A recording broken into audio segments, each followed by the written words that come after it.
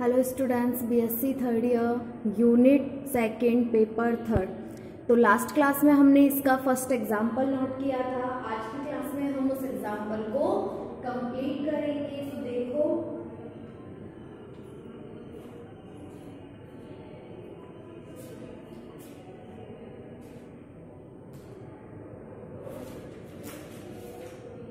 इसका first example था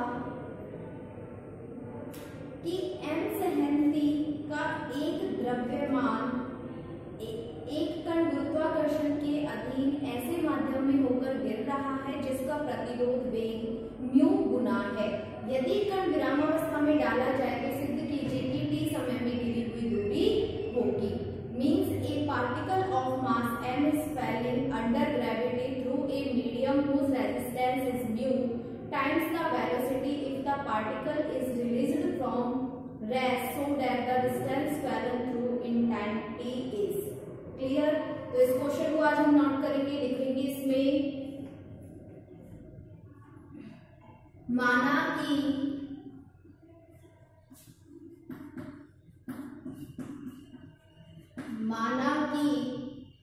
कण को O से गिराया गया। माना कि कण को O से गिराया गया। ठीक है, अब O बिंदु कहां पर है तो उसके लिए मैं पहले आप लोगों को डायग्राम बना देती हूं।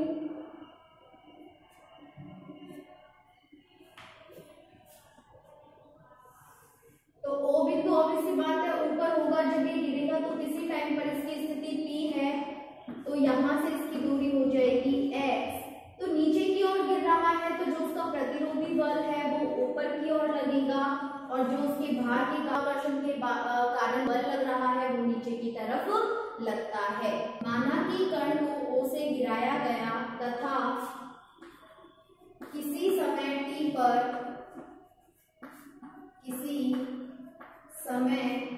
t पर कण की स्थिति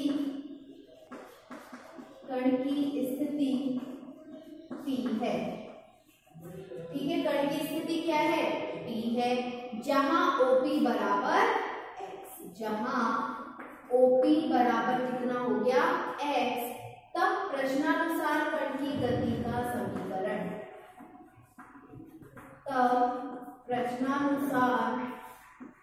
कण की गति का समीकरण means let the particle is fallen point O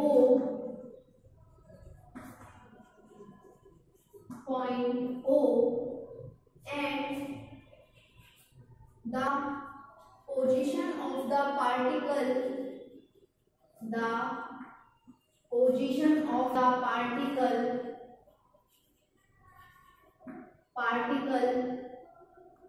is P at any time t,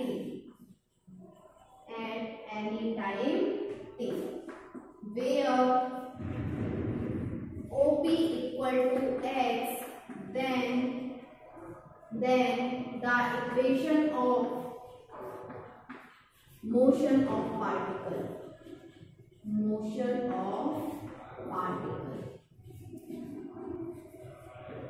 note करो इसे यहां तक। फिर हम इस कण की गति का समीकरण, इसका मोशन कैलकुलेट करेंगे।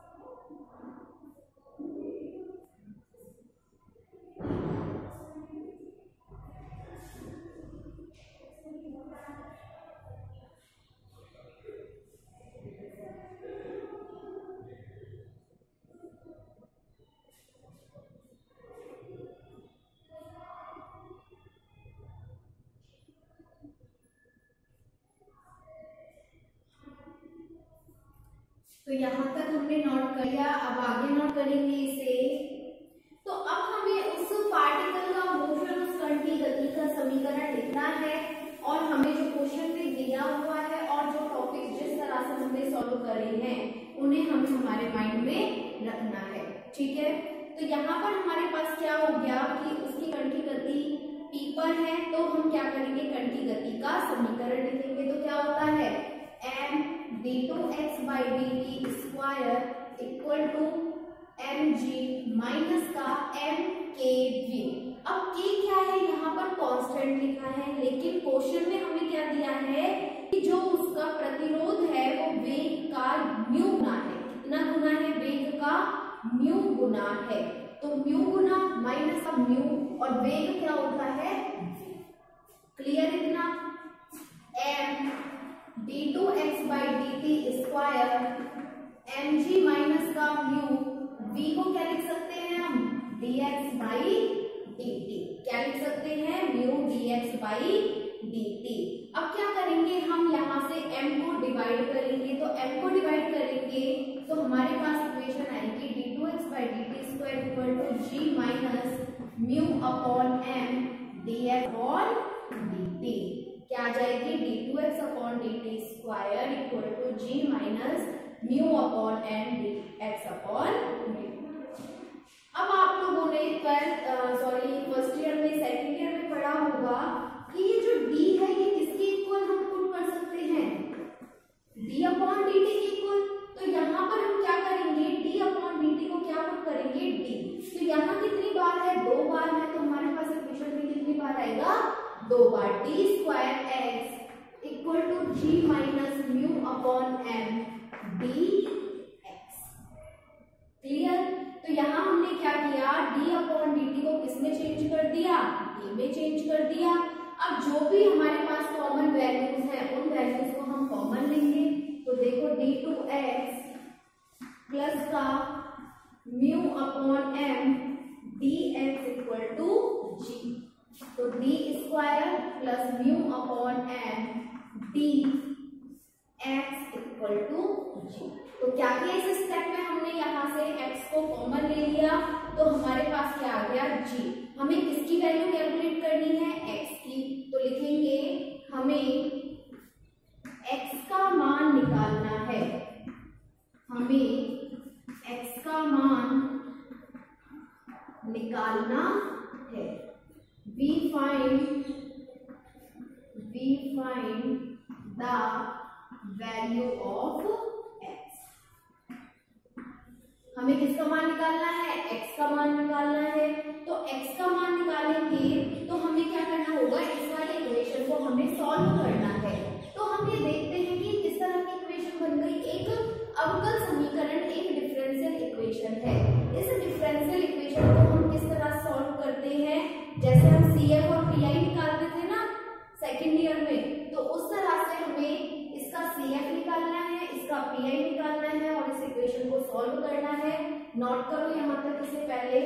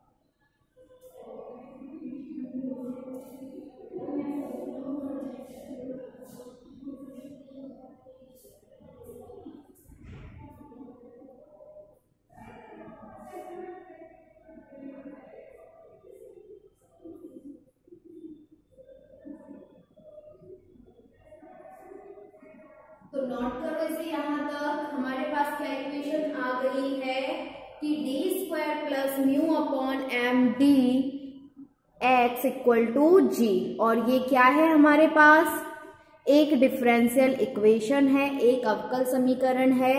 इसे हमें आगे सॉल्व करना है। तो नोट करेंगे हम आगे इसे।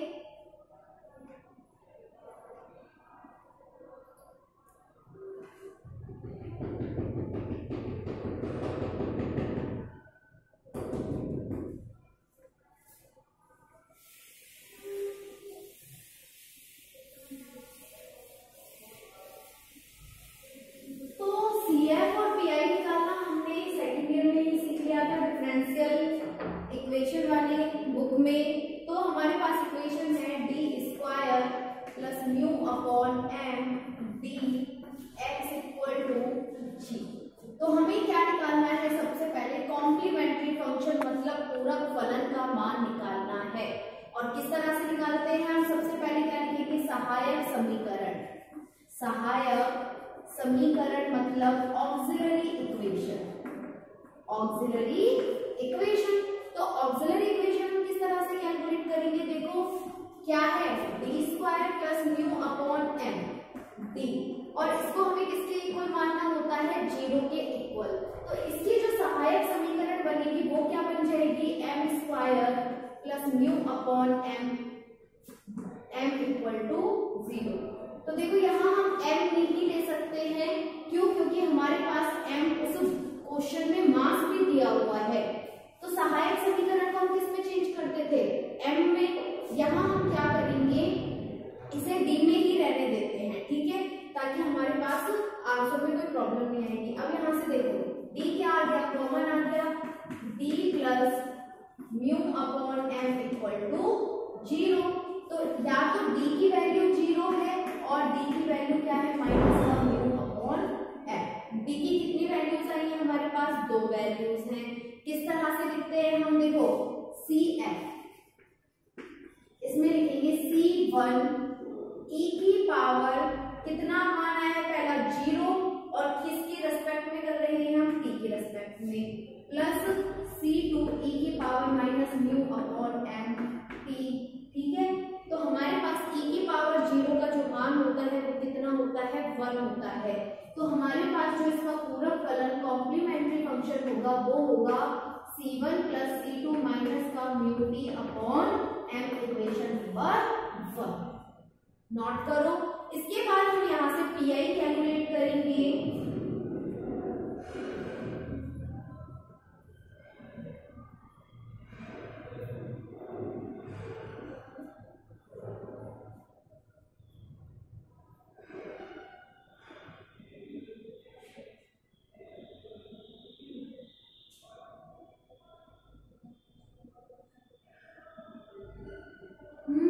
कर रहे हो?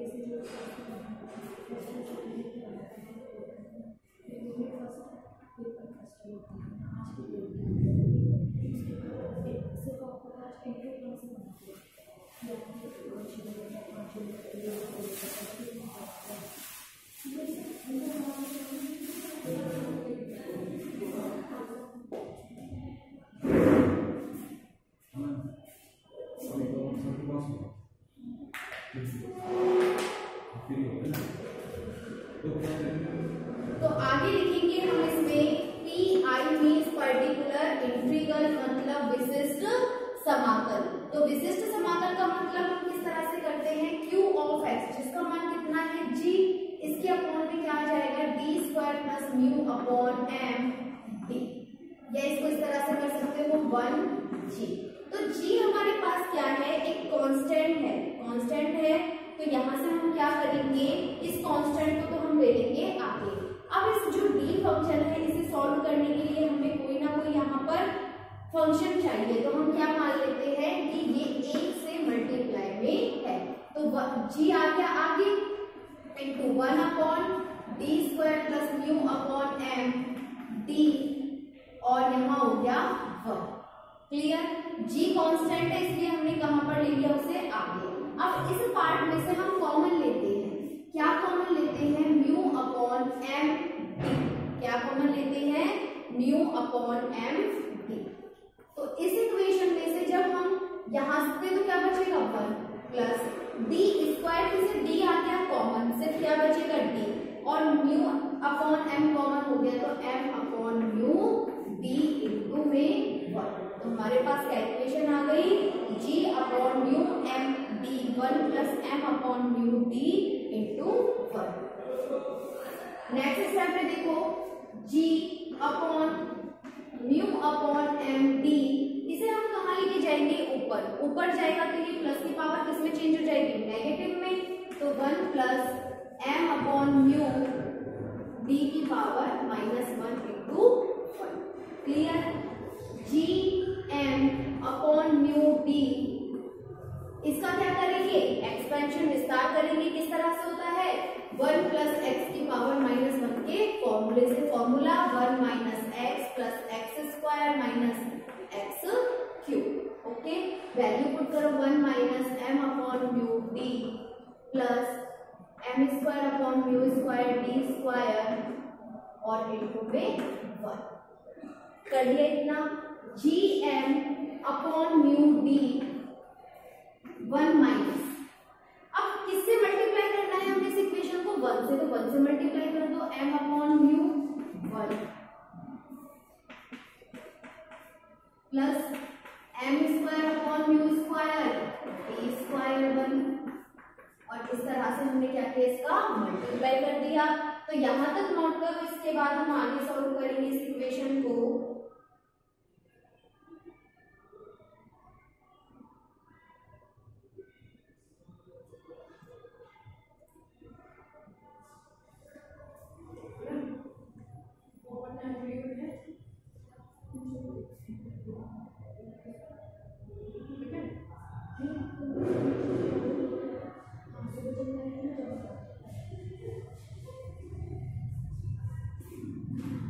नोट करो इसे यहां तक।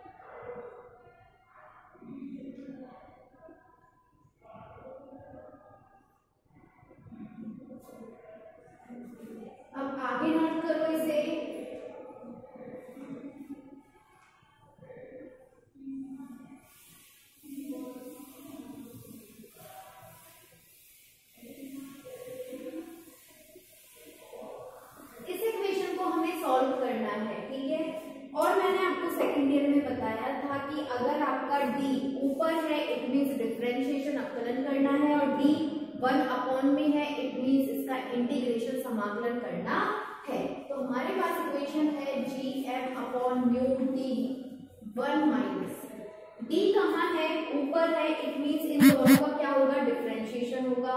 डिफरेंशिएशन मीन्स अवकलन। तो अगर हम एक का अवकलन करेंगे तो 0 और एक का 2 बार अवकलन करेंगे तो भी 0 से क्या बचेगा हमारे पास 1।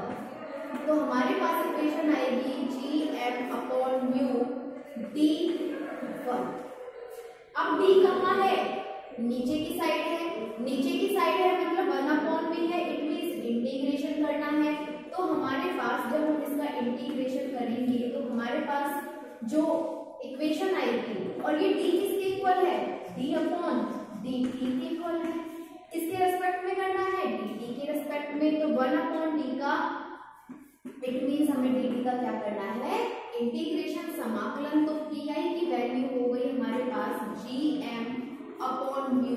Equation number 2। क्लियर।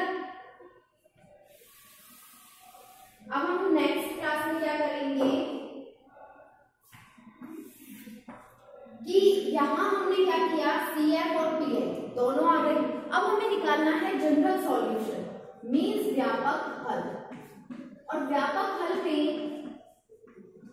फॉर्मूला क्या होता है, CF प्लस का PI। CF की वैल्यू क्या है, C1 प्लस C2 e की पावर, C1 की वैल्यू इक्वेशन 1 से पुट करो तो C1 की वैल्यू है -μt/m प्लस PI gm/μt। ये वैल्यू किसके इक्वल आएगी, x के इक्वल। किसके इक्वल है, x के इक्वल है। नोट करो यहाँ तक। अब हम क्या निकालेंगे, यहाँ से इसकी वेलोसिटी, वेग को कैलकुलेट करेंगे, वेग निकालेंगे। और वेग हम किस तरह से निकालेंगे कि x का t के सापेक्ष अवकलन कर देंगे, मतलब डिफरेंशिएशन कर देंगे। तो हमारे पास क्या कैलकुलेट हो जाएगी, उसकी वेलोसिटी मतलब वेग। तो v बराबर क्या होता है, dx/dt लिखेंगे। अतः x का, अतः दिए हुए समीकरण का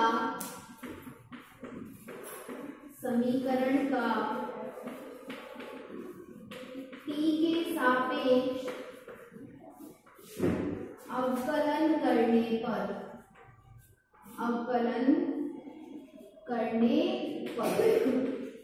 so we differentiate the given equation। हम यहाँ से क्या करेंगे, उसका अवकलन करेंगे। तो हमारे पास क्या कैलकुलेट हो जाएगा, उसका वेग मीन्स उसकी वेलोसिटी। नोट करो इसे।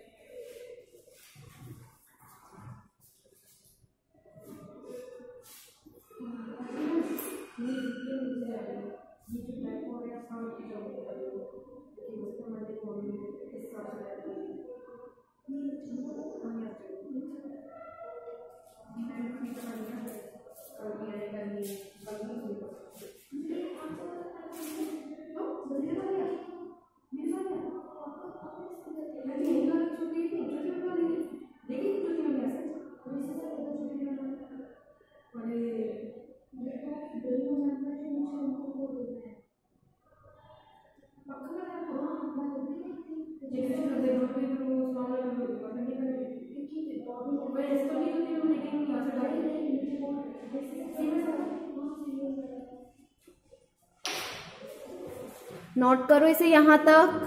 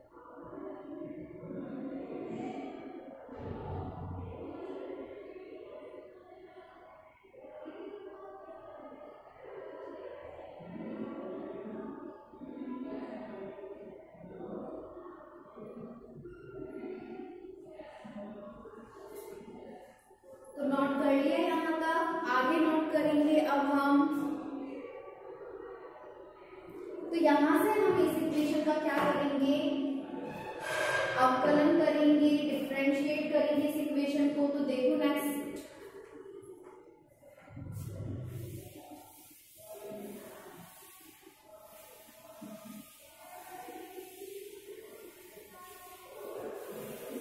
तो x का तो क्या हो जाएगा dx अपॉन dt, क्योंकि हम t के रिस्पेक्ट में कर रहे हैं।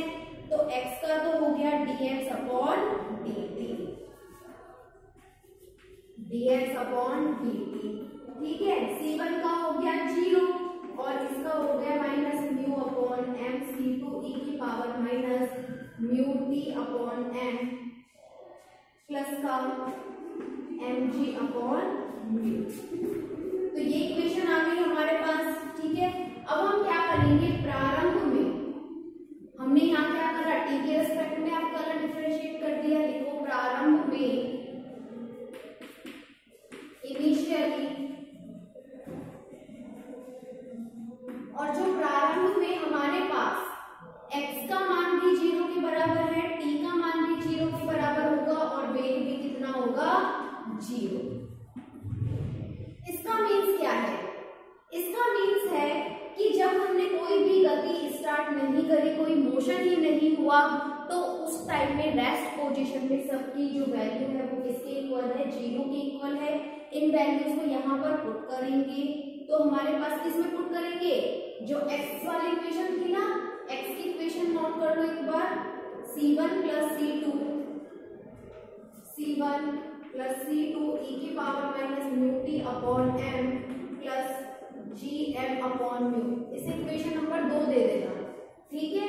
तो ये सारी वैल्यू किसमें पुट करनी है, इक्वेशन 2 में और 3 में। कहाँ पुट करनी है, 2 और 3। यह मान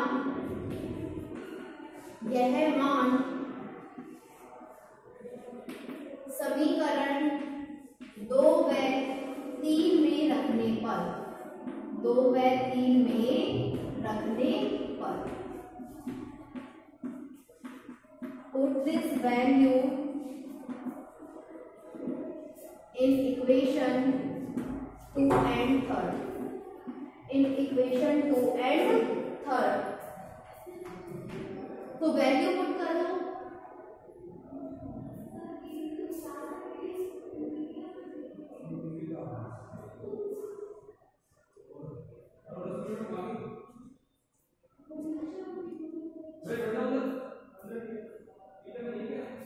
तो यहां से हम क्या करेंगे, मान को समीकरण 2 और 3 में पुट करते हैं। Means put this value in equation second and third. तो हमारे पास जो वैल्यू पुट करेंगे इक्वेशन इसमें करेंगे तो क्या आएगा, 0 इक्वल टू c1 प्लस का c2, और इक्वेशन जब थर्ड में पुट करेंगे तो क्या आएगा, 0 इक्वल टू माइनस का mu upon m c2 plus का mg अपॉन म्यू, ठीक है। इक्वेशन अगर 2 में पुट करी ये वैल्यूज तो ये इक्वेशन आएगी, इक्वेशन अगर हमने थर्ड में पुट करी है वैल्यूज तो ये वैल्यूज आएंगी। इन दोनों वैल्यू से हम c1 और c2 का मान कैलकुलेट करेंगे, इनका मान निकालेंगे। तो इन दोनों समीकरणों का हमें क्या करना है, उपयोग में लेना है और c1 और c2 की वैल्यू निकालनी है। तो c2 की वैल्यू होगी हमारे पास m² अपॉन u² g, ठीक है। और c1 की वैल्यू आएगी यहां से minus m² upon u² g। तो हमारे पास c1 और c2 का क्या आ गया, मान आ गया है। c1 का मान minus m² upon u² g और c2 का मान m² अपॉन u² g। अब हम क्या करेंगे कि उस t समय पर वो कितनी दूरी पर पहुंचा है, मतलब उस x का मान हमें कैलकुलेट करना है। नोट करो इसे यहां तक।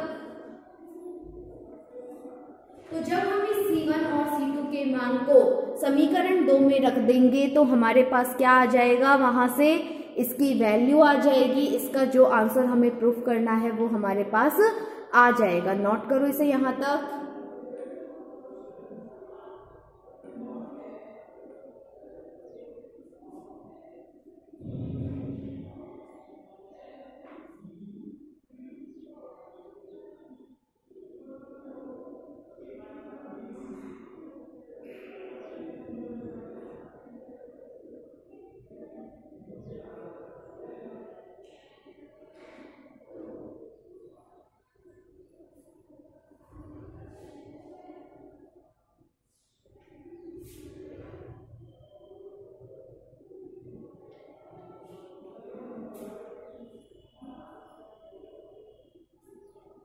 करो यहाँ तक जल्दी से इसे।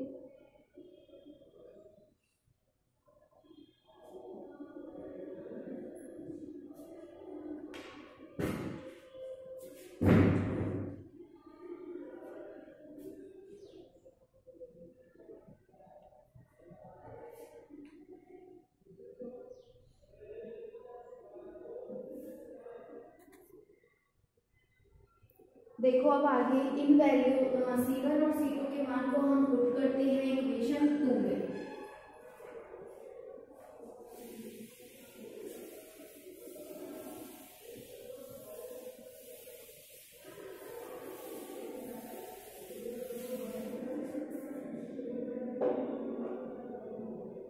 देखो C1 व C2 का मान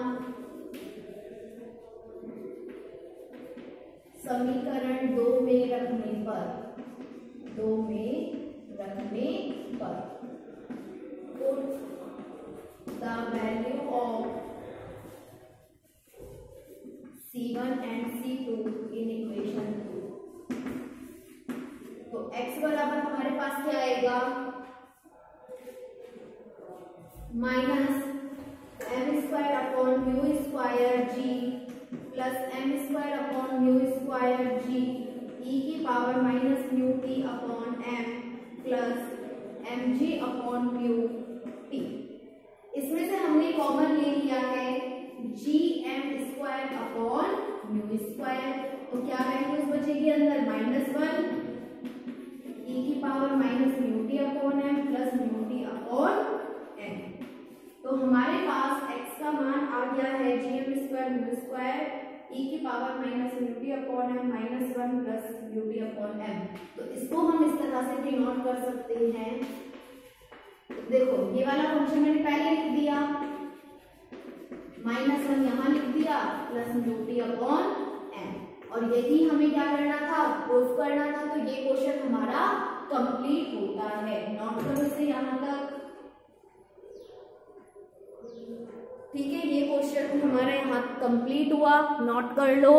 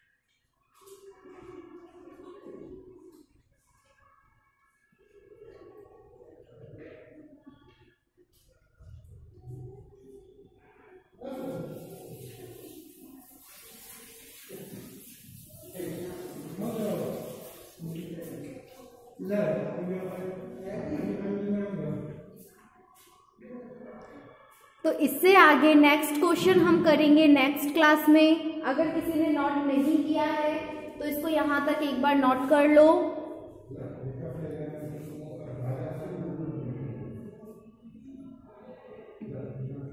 तो इसी तरह से हमारे इसके 3 एग्जाम्पल्स और बच रहे हैं। जो इसकी सेम है वो एग्जाम्पल मैं नहीं कर पाऊंगी, ठीक है, और जो एग्जाम्पल हमारा इससे क्वेश्चन से अलग है वो एग्जाम्पल अब हम इस क्लास में सॉल्व करेंगे। ओके।